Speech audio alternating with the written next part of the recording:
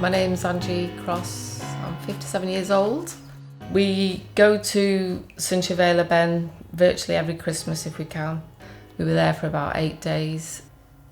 Came home about 1 o'clock on the Saturday morning. I was in agony. My leg was so painful. So then I went to Royal Preston Hospital, saw the vascular consultant. He actually thought I had Raynaud's disease. I was like, crikey, I can't walk. I thought, how's this happened overnight? Then they sent me to the medical assessment unit and then said, look, we're going to have to operate. So they admitted me. It's very frightening. So I went down to theatres in the morning. When I came to, my leg was very, very swollen and I had a big wound dressing right the way up the inside of my leg. And they said I was very, very lucky. I was probably within hours of losing my leg. I'm very, very grateful. I've got 2 legs. I'm very, very grateful. The message that I'd like to give to everyone is look after your legs.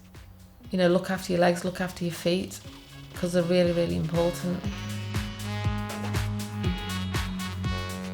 I've been a dressmaker for years. I needed some bits for this alteration, so we went into town, went into Leeds Market. Next thing I know is I'm on the floor and my foot was like that. And they put a pot on, pinned it, screws on this side. I had that scaffolding that they put on. I had one of those as well with pins sticking out. And it's really painful, and there was a little part that hadn't healed up. And I went for 2.5 years there, and it was a joint clinic. It was an ortho plastics clinic, and he kept saying, well, there's really nothing more we can do. He said it will just heal up by itself. He said, so a few weeks later I could see it was really painful. I've now become allergic in that area alone, just up by itself. I had to make another appointment with him and say, look, it's still not healed. It is now 2.5 years and I'm sick to death of this. And I said to him, right, I'm going to, instead of coming into Leeds, I'm going to see if I can get a consultant down here at Penderfields. And I got an appointment 2 years ago. And it was only when I got to see Dr. Leanne here that I got sent to the vascular, and she just got me straight into these lovely stockings.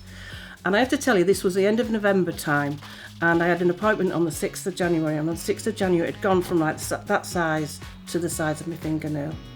In that short space of time, we couldn't believe it, none of us in the family, after all the angst I've had for all these years. I think the important thing is, if you don't know what the correct information is, to ask, and don't let anybody tell you that it can't be fixed, because I am living proof after 4 years that it can be fixed. My name is Shaun Bunting. I'm 53 years old and I'm an electrician by trade, and mainly for the government, both in this country and abroad.